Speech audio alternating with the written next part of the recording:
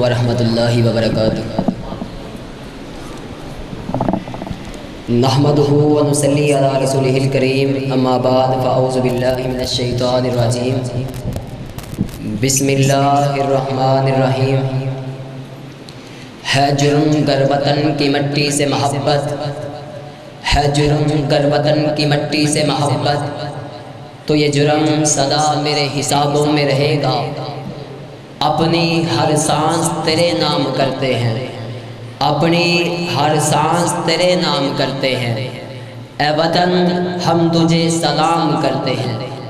حضرات گرامی قدر، میں جب تاریخ کا مطالعہ کرتا ہوں تو میری آنکھوں کے سامنے جناب والا میں اپنے آپ کو کئی برس پیچھے محسوس کر کے میں دیکھتا ہوں جناب والا، میں دیکھتا ہوں کہ شہیدوں کے لہو سے لکھی ہوئی تحریر، قائد کی انتھک محنت کی تصویر، اقبال کے خواب کی تعبیر، میرا پاکستان لہو لہان جب ظلم و جبر کے شکنجوں کو توڑ کر دنیا کے نقشے پر روشنی بن کر کے ابھرتا ہے تو لوگ جل کر کہتے ہیں کہ چند ماہ و سال سے زیادہ جم نہ پائے گا اور دنیا کے نقشے سے غائب ہو جائے گا۔ حضرات گرامی قدر، میرا پاکستان وہ پاکستان جو اپنی تکمیل سے پہلے پیروں میں غلامی کی زنجیریں، ہاتھوں میں مظلومیت کی ہتھکڑیاں اور گردن میں رسن ظلم و زیادتی، جبر و تشدد پہنے ہوئے ہندوستان کی گلیوں میں پڑا تھا۔ یہ اس وقت کی بات ہے کہ ابھی پاکستان مارز وجود میں آیا نہ تھا، ابھی مسلمانوں کو آزادی ملی نہ تھی کہ ہر جانب ظلم و جبر و تشدد کا سما، تو کہیں بچے اٹھائے ہوئے جہاں سے وہاں، یہ مسلمان ہے اسے قتل کر دو، یہ رواج عام تھا۔ ڈر ڈر کے جینا یہی تو نظام تھا۔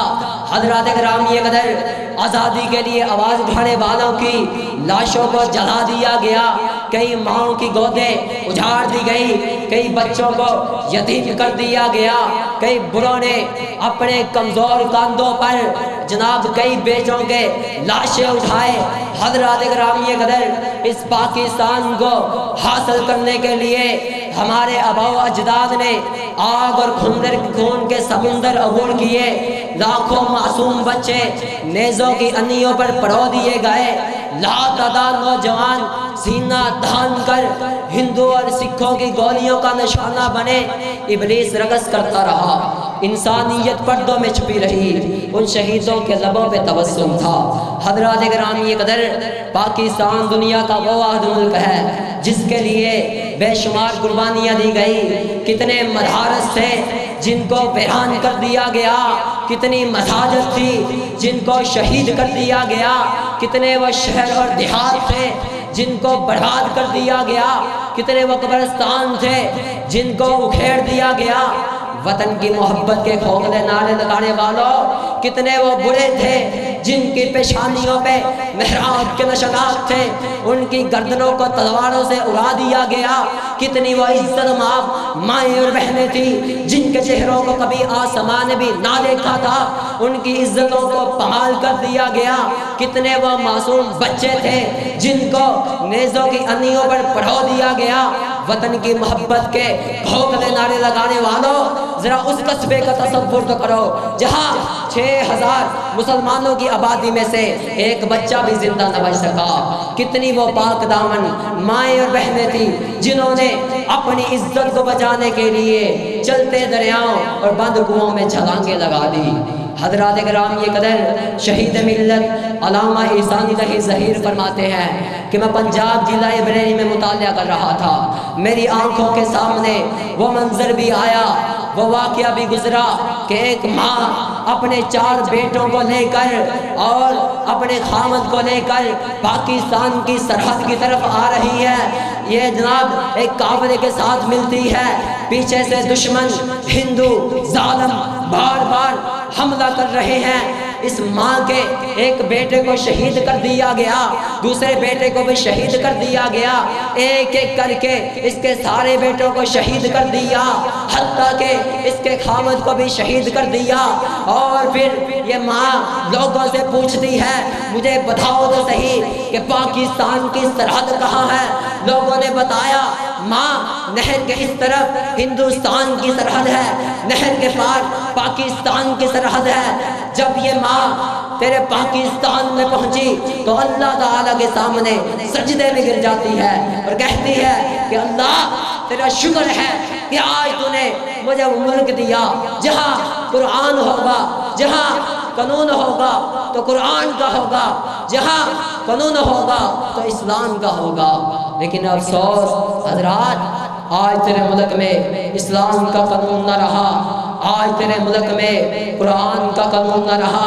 اگر قانون ہوتا تو تیرے ملک میں شرک کے اڈے نہ ہوتے، اگر قانون ہوتا تو تیرے ملک میں بغیرتی کے اڈے نہ ہوتے، اگر قانون ہوتا تو تیرے ملک میں تاشوں اور شرابوں کے اڈے نہ ہوتے، اگر قانون ہوتا تو تیرے ملک میں ابو بکر کو گالیاں نہ دی جاتی، اگر قانون ہوتا تو تیرے ملک میں چور اور ڈاکو نہ پلتے، اگر قانون ہوتا تو تیرے ملک میں 3 سال بیٹی سے زنا بالجبرا نہ کیا جاتا۔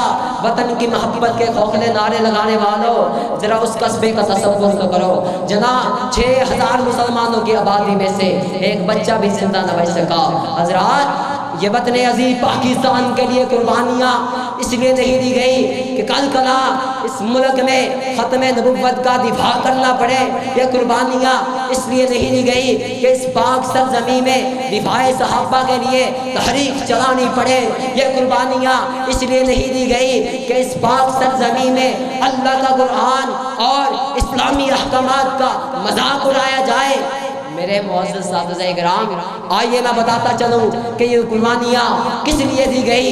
یہ قربانیاں اس لیے دی گئی کہ اس پاک سرزمین میں نظام مصطفیٰ کا پرچم لہرایا جائے، قرآن کا پرچم لہرایا جائے، اسلام کا بول بالا ہو جائے، قرآن کا بول بالا ہو جائے۔